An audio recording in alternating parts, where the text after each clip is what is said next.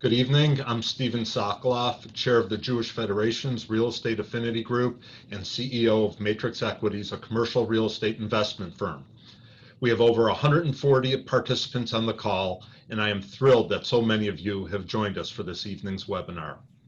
I want to thank the Jewish Federation of Cleveland for providing us with this opportunity, and at this time I'd like to recognize Jewish Federation of Cleveland Board Chair David Heller and Eric Rudin-Luria, President of the Jewish Federation of Cleveland, who are both joining us for this evening's program. David and Erica, I would like to thank you both for your extraordinary leadership and all the work you are doing on behalf of our community with such skill and compassion as we continue to navigate these uncharted pandemic waters. May you be blessed with continued good health, strength, and wisdom. It is now my pleasure to ask David to share with us a few of the many ways the Jewish Federation of Cleveland is helping our community through these challenging times. David? Steve, thank you. And it's really a pleasure to be here with everybody today. I just want to thank the community. The community has done just an absolutely incredible job of stepping up. Our donors, our volunteers, our professional staff at the agencies, our professional staff at the Federation really has not missed a beat in trying to take care of our community in these unprecedented times. You know, you look at the PPP that came out and how our agencies were able to access dollars to keep our community flowing. The government agencies really stepped up in a way that our agencies were able to continue to deliver services. And while our doors may have been closed, our delivery of services remained open. And I can't thank the community enough for all that they've done. Erica has been an incredible partner, and the whole team at the Federation. The virtual experience as we're having this evening, while it's not ideal, we've really stepped into motion and been able to put that into play and haven't missed a beat. We've made over 2,300 calls to people that have felt isolated over the past several months, and it's really been special the way that we've been able to reach out to the community. And just in the past 24 hours, we've delivered over 1,000 baskets to members of our community that are in their 80s and 90s that have felt isolation. And I can tell you that the thanks to the community and the response from that has been overwhelming. We right when this hit, we reached out to some generous foundations that helped provide dollars to bridge the gap of the needs in the community. And I just want to assure everybody out there that while people are challenged, the Jewish Community Federation has stepped up in a big way to make sure that everything is moving as it should. And while people are truly hurting in the community, we're there to help them. With that, Steve, I'm going to send it back to the team and look forward to listening to the rest of the presentation. Thank you, David. Due to COVID-19, we are living and doing business in one of the most uncertain and challenging times in modern history.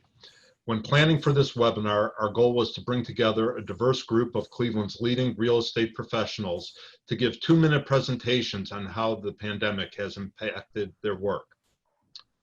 COVID-19 has drastically altered the real estate landscape, impacting the ways we work, live, and travel. These changes will continue to influence the real estate market far into the future. This evening, we will hear an array of different perspectives that in total will provide you with a timely insight from the front lines of the real estate industry. To be mindful of your time, we will be ending the program at 6 p.m. Before we close, please watch your screen for a 1-question poll. Your answers will help us in planning future programming for our Real Estate Affinity Group.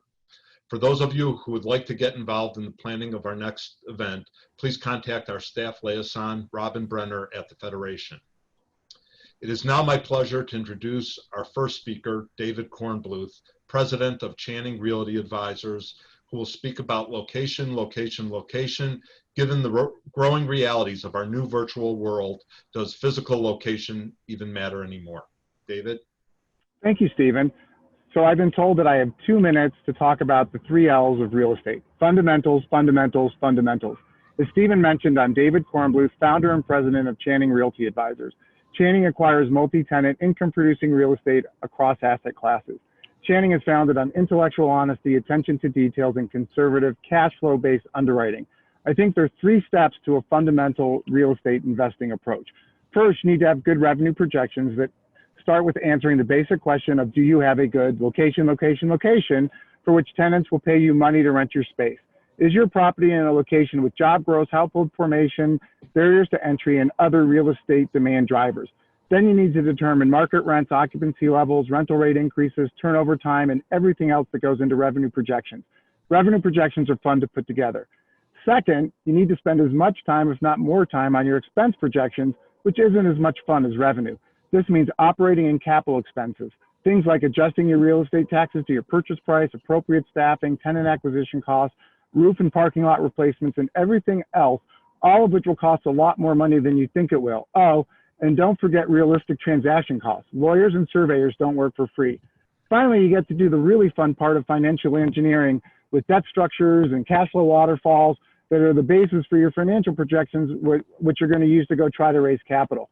When I worked for a public REIT, I thought that financial engineering created all the value, but I quickly realized that operations generated the cash that paid for everything, and that efficient capital markets recognize this. At Channing, we analyze every investment opportunity on an unlevered zero debt basis first, and if it doesn't pencil out, we stop.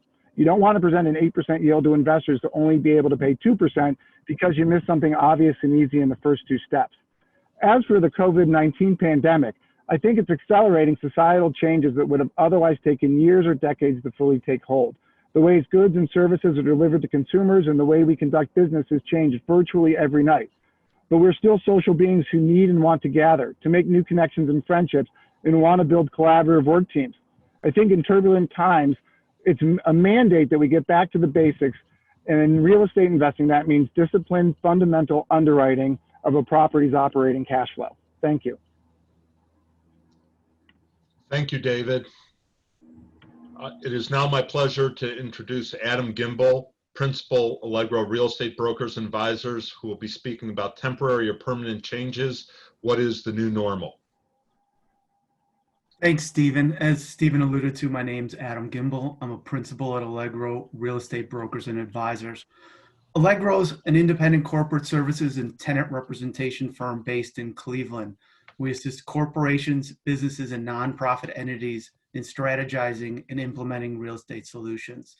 The most prevalent conversations we've been having with our clients recently is about the future of the office.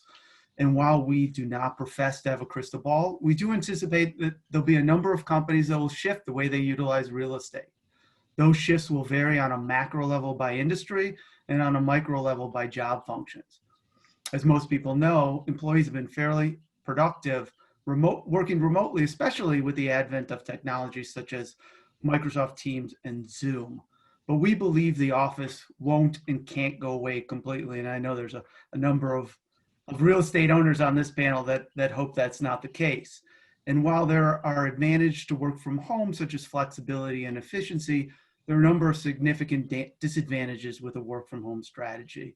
And they include lack of spontaneity, creativity, and collaboration in the workplace, inability to foster a sense of community and identity, lack of ability to effectively onboard and train, which will ultimately lead to an inability to grow a company if you can't bring people on, and a sense of isolation and loneliness, many of which are the millennials that are saying that.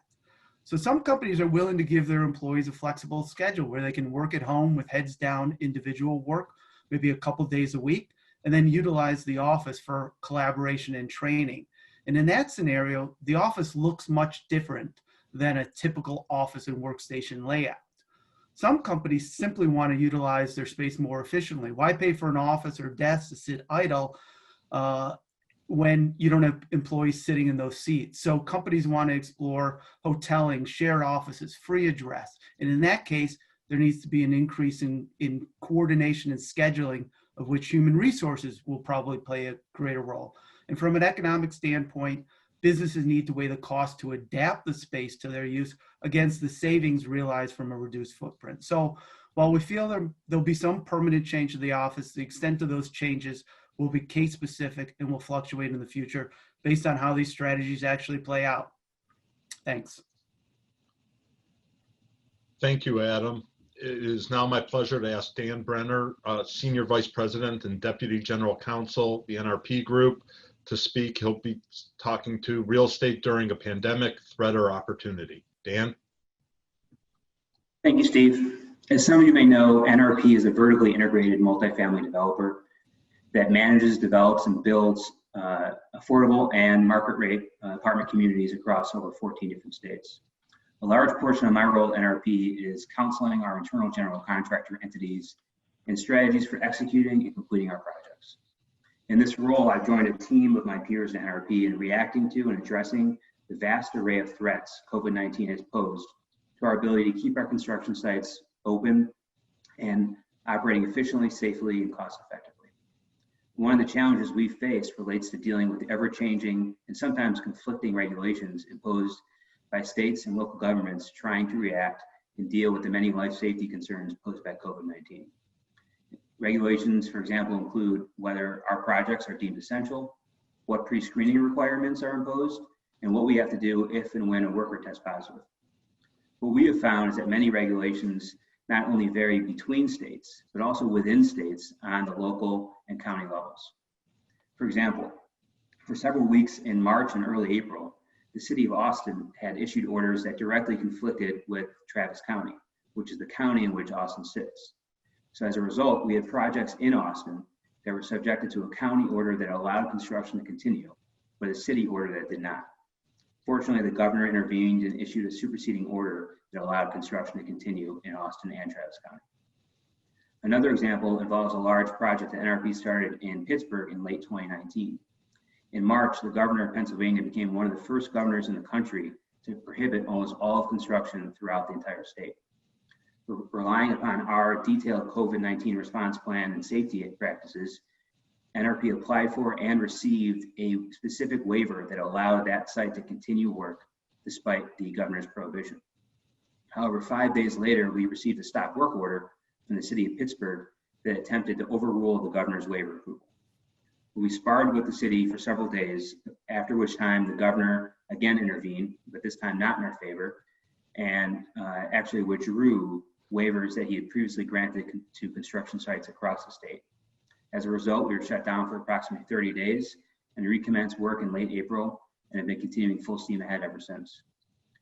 I could talk for way more than 2 minutes on all these examples and on the roller coaster ride we have been riding for the last 4 months.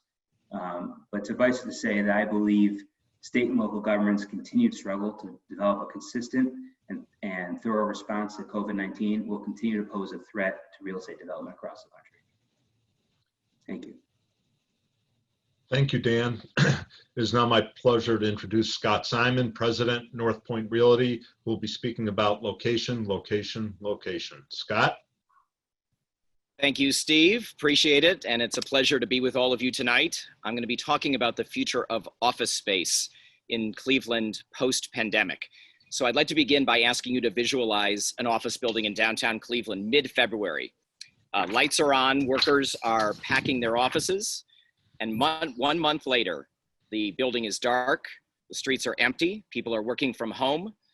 Zoom sessions have gone from 10 million a day to over 300 million a day. And McKinsey has reported that 80% of employees feel positively about staying at home and working from home, and 41% even feel better about being productive at home. So while Adam Gimbel is absolutely right and none of us have a crystal ball, I think there is no doubt that the pandemic will affect the office market and the way that companies look about space utilization. And this is going to affect net absorption and inventory and rental rates across the board. But everybody on this call is in real estate, which means that we look for opportunities where there is change. So I'd like to bring up just two of them. One of them selfishly is for those of us who are engaged in tenant rep. I think this is going to be an enhanced opportunity to help companies navigate this journey post-pandemic.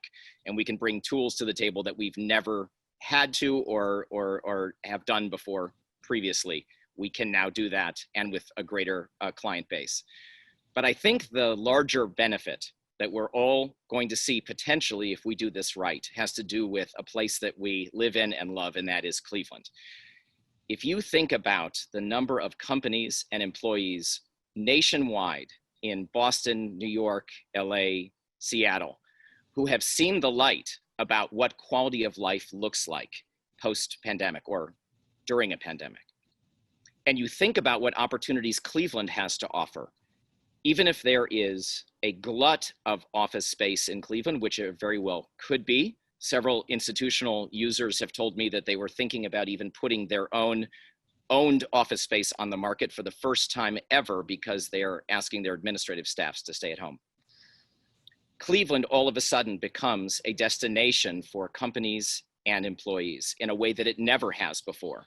The cachet of working in a top tier Manhattan location with long commutes and high rental rates all of a sudden becomes subservient to the benefits that Cleveland, Ohio has to offer. So the question to me is, will we share this burden together and make this pitch for these employees and their companies? Thank you very much. Thank you, Scott. Our next speaker will be Kobe Socher, partner of the Socher team, partner Keller Williams. He will be speaking to Urban versus Suburban, who is winning this tug of war. Kobe? Thank you, Steve. Hope all is well.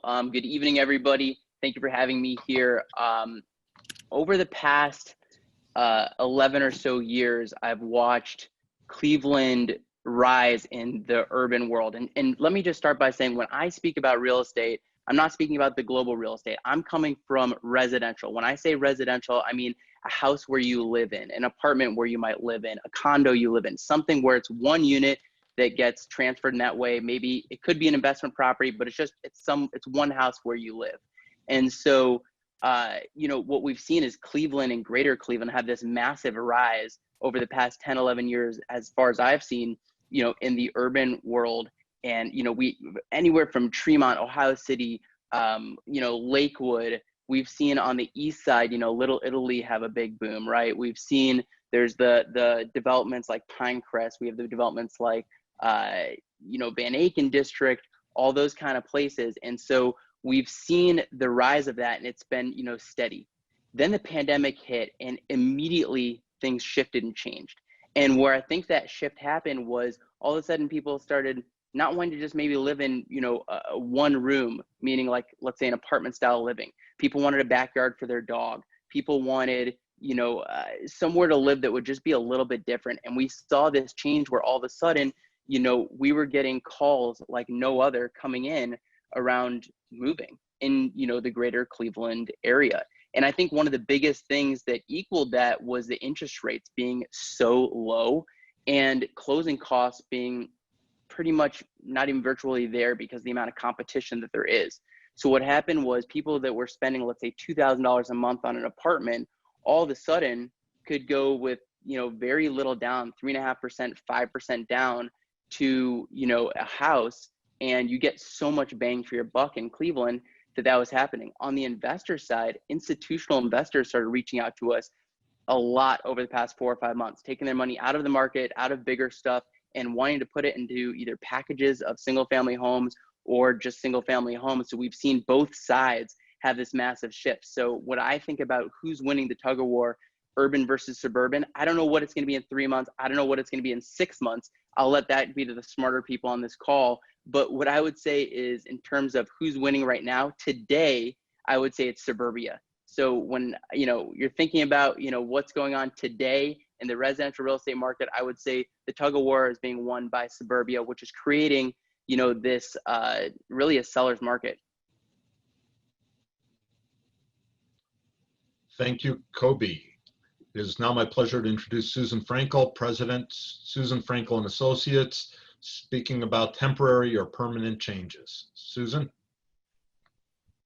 Thank you, Stephen. A little bit about me. Susan Frankel and Associates has been representing educational, commercial, residential, and nonprofit developer clients for over 30 years in Northeast Ohio, serving as the owner's eyes and ears on their projects from design development to project closeout and to operations and facilities management. My experience in the real estate world is more boots on the ground related to development. And in these terms, what is the new normal with respect to the survival of a newly constructed community space? I'm currently working on the Van Aken District Development Project in Shaker, which has really become a great community center. What we have done here, I believe, is an adaptation that will remain in part with us for some time. Until the threat of the spreading infection subsides, I don't see a center like this surviving without adapting to the health needs. Simple things like hand washing and sanitation stations, signage, spreading tables apart, expanding seating into enclosed streets to allow for proper distances while giving people options to socialize. These items will remain in place for a while as we continue to do business in open community spaces and keep them alive. As we continue to build out the newly leased spaces and the spaces that are in transition due to this pandemic, because we obviously are going to lose some retail tenants, we need to change the way we look at the construction scheduling. Our construction crews need to be properly scheduled so they can be efficient, maintain proper distances. This means that we have less trades performing their work at any one time. Construction schedules are elongated and general conditions costs thus are increasing due to these scheduling extensions. The biggest challenge thus far in the construction world has to do with the availability of materials. Materials and goods coming from Canada and overseas have been very restrictive. This will continue to ebb and flow with the rates of infections and as borders open and close. Until the virus is controllable, I don't see this really changing. So we need to ensure we order items early enough in the schedule to allow for increased lead times for deliveries and look for alternative sources that may be more readily available but have a higher initial cost. So each day we find these new challenges. Our new normal needs to be one of adaptation as we experience these daily challenges. Thanks. Thank you, Susan. It is my pleasure now to ask Dan Burkons to address us. He is the Senior Managing Director of Marcus and Millichap, and he will speak about threat or opportunity. Dan? Hello, thank you very much. I'm Dan Burkons. I opened up the Cleveland office of Marcus and Millichap in 2003. My partners and I specialize in the sale of apartment buildings and portfolios throughout the state of Ohio, Western PA, Michigan, Indiana, Kentucky. Last year, our team closed 56 transactions. Smallest was 500,000. The largest was 233 million. So when it comes to apartments, we see the whole spectrum. So there's a lot of people there's obviously a lot of threats from COVID. I'm going to talk about two opportunities that I think are pretty big. One is low interest rates. Low rates make deals possible to do and to be successful, even at the same price versus 90 days ago. So number one, equity investors with low rates out there and alternative yields, their yield demands are lower, so you can pay your investors less. While at the same time, Fannie Mae and Freddie Mac for multifamily are offering ridiculously low interest rates, the lowest of all time by far. So tomorrow, for instance, we're closing a very large transaction in the Pittsburgh area. The buyer, our debt team sourced a 10-year fixed rate loan at 2.85%. with 5 years interest only at 80% LTV. That can make a lot of deals that didn't work 120 days ago work very well now. The other big opportunity that may be coming over the next 2-3 years, if there is a drop in value, and multifamily certainly held up better than the rest of the food groups thus far, but if there is a drop in value, there's going to be great buying opportunities. I would say that from personal experience, our team sold, I wrote down 43 transactions between 2009 and 2014 that were in some way distressed, REO bank sales, short sales, receiver sales, note sales, something of the sort. And in those 43 deals, almost everyone who bought one has done very well. Some did okay, others tripled or quadrupled their money in the 4 or 5 year period. If you're buying in a real down market and you're paying the market price for something, you're not paying more than the market price, you're probably going to do okay as long as you can hold on in the short term. You're going to do very well in the long term and create long-term wealth. Thank you very much. Thank you, Dan. It is my pleasure to introduce Jeffrey Sokoloff, President, EMCO Realty Group, speaking about location, location, location. Jeffrey? Thank you, Stephen, and thank you to everyone for having me here today. EMCO Realty Group is a commercial real estate brokerage firm. We provide property management services and primary brokerage services to the retail industry here in Northeast Ohio. The question is, I'm going to focus on retail real estate today, and what does location mean to retail real estate going forward? The short answer is it's still critically important. I think the omni-channel trends that have impacted real estate over the last 10, 15 years obviously have been accelerated in this pandemic. And how a retailer is going to employ technology and logistics to deliver that product to the consumer, the last mile, as it were, is going to be really critical in a retailer's success.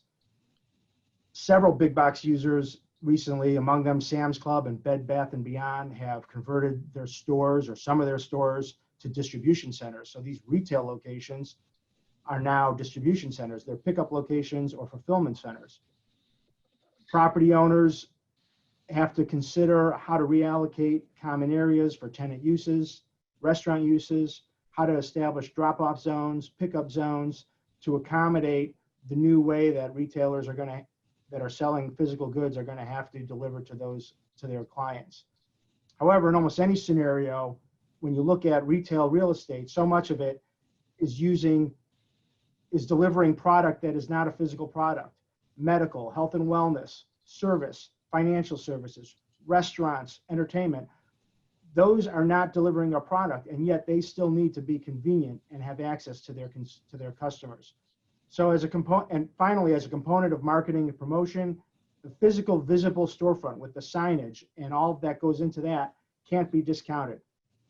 All of these last mile logistics, alternative retail setting uses, the value of the neighborhood promotion and signage with a comprehensive omni-channel strategy is going to require great locations for employees and consumers, even if it does change dramatically. Thank you, Jeffrey. I'd like to ask Aaron Gross to speak, and Aaron is a partner at Gross Residential, and he will be speaking about threat or opportunity. Aaron? Thank you, Stephen. Gross Residential is a workforce multifamily developer locally and in the southeast of the United States. When I first thought about how to answer this question and the threat or opportunity, my mind went to a fairly negative place, reading all the headlines and everything. As you know, the coronavirus has put immense pressure on all landlords of the country and in every walk of life. And that's not any different for apartment multifamily operators and developers. Many people have lost their jobs, which puts pressure on them, and they can't pay us, and we have to go after them to pay our rent so that we can pay our mortgages. But luckily, so far we've been able to collect most of our rent that's owed to us because of the CARES Act and other unemployment benefits. The threat is that after this money runs out from the government, if they renew it or lessen it or whatever, are we going to be able to keep collecting our rent and then therefore go and keep building and developing? It's not all that bad though. The pandemic has provided us with a few opportunities. Many subcontractors have gotten a lot more aggressive on work. A lot of developers like myself have slowed down, not shut off, slowed down their pipelines a little bit, and it's created a vacuum where these subcontractors want more work. So they're offering discounts if we're willing to write up larger parts of our projects, which we're willing to do. Also, we've had some recent buying opportunities because there's not as many people that are looking to purchase, and the cities are starved for cash. They are used to getting a lot of fees and taxes, and since not as many people are going forward with their projects, they're maybe more willing to do a rezoning or change something politically that everyone's in a time frame that they wouldn't be. All in all, I think that if people can keep paying their rent, it's an opportunity for multifamily developers. Thank you very much. Thank you, Aaron. I'd like to now ask Mark Vogel to speak. Mark is Senior Managing Director of Berkadia, and Mark will be speaking about temporary or permanent changes. Mark? Yeah, thank you. I'm going to talk about how the COVID crisis has affected the commercial real estate financing markets. Back in January and February, rates were at all-time lows. There was a massive amount of available capital and low interest rate policy and ability to finance commercial real estate really had never been better. Aggressive structures and lending deal terms were really, massively prevalent. And when the COVID crisis came along, it basically evaporated the ability to finance commercial real estate, particularly CMBS and bridge debt fund, as well as life company lenders, really shut down completely in March and April. And when you take a look at what a mortgage is really made up of different tranches, just like any other corporate bond that you might be familiar with. A mortgage is made up of different tranches, from the safest portion of the mortgage being AAA down to the riskiest portion of the mortgage being B-rated. And when the market started to come back in May and June, because there were so many people who had gone out to the bond market and raised capital, the rates for mortgages really blew out by about 300 to 1,200 basis points, depending on the tranche of mortgage that we're talking about. And when you blend it all together, that yielded about a 6.5% all-in coupon. But now things have tightened a little bit, and you can still get a mortgage for about 4%. Some asset classes are really still not financeable because of the crisis. As you can imagine, senior housing, as well as hotels and indoor malls, are all but, basically still not, generally still not financeable. Some asset classes in real estate are somewhat financeable. If you have a shopping center, but it's unanchored, or it has a rent roll that has a lot of tenant rollover in the short term, that's going to still be hard to finance. If you have a student housing project that is off campus, or maybe part of a smaller university where the university has announced that classes for next year are going to be limited, those are still hard to finance. Some asset classes, though, are very financeable today. Industrial, self-storage, and suburban multifamily in particularly are pretty readily financeable right now. In multifamily, where you've got Freddie Mac and Fannie Mae and HUD, the government basically insures your mortgage, and that has led to a very liquid market, causing rates to stay low and there to be a very robust market. But with the COVID crisis, a lot of multifamily lenders are taking a reserve to band-aid any tenants that might not be able to pay you, where cash flow might be impacted. But lenders are also understanding of the COVID crisis, and they're saying in a lot of transactions now, where if your collections, your cash flow are off by 10% and it's related to COVID, they're not going to change your deal terms. So it's a mixed bag right now of what commercial real estate financing looks like due to the crisis. I think the biggest question is whether or not downtown Cleveland is going to make a comeback with the crisis. We went from having 5,000 residents to 20,000 residents. Per foot prices doubled in some cases, and lenders invested billions of dollars into downtown Cleveland. And right now, I'd say, it's kind of a mixed bag about whether or not that opportunity will continue, and whether or not the robust urban renewal of Cleveland will continue because of the crisis. Thank you. Thank you, Mark. As we head into the home stretch, I'd like to ask Joseph Greenberg to speak, and Joseph will be talking about threat or opportunity. Joseph? Thank you, Stephen. Real estate during a pandemic, my topic, threat or opportunity. As I left my house in mid-March and headed into the office, it looked like a Sunday morning on the roads. Where are all the people, I wondered to myself. I quickly realized that life as I had known it had changed, and changed rapidly. The pandemic is certainly impacting my real estate portfolio. made up of approximately 1 million square feet of Class A office suburban space and several million square feet of industrial, manufacturing, and distribution space. Our office buildings have had a census of approximately 10%. Everyone is technically open, and they are all classified as critical businesses, but only a handful of cars are in the parking lots. The industrial buildings are a completely different story. All of our manufacturing tenants are critical to the economy and have all remained open. Yes, some of the office personnel are working from home or remotely, but the shop floors, especially for those who have military contracts, are bustling. The distribution centers are busting at the seams, and all of our distribution tenants are asking to take additional space. The same adversity creates opportunity is ringing true.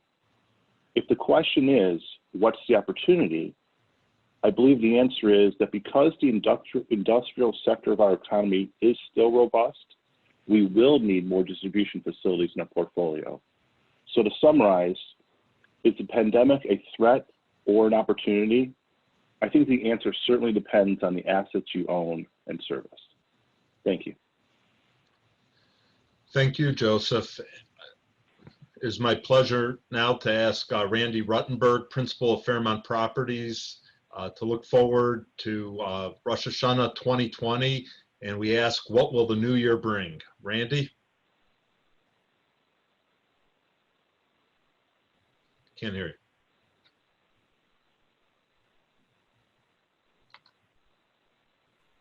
Hi, it's good to be with everybody today. Thank you for the opportunity. So today I want to talk a little bit about empathy and the importance of understanding your customer to help you be successful.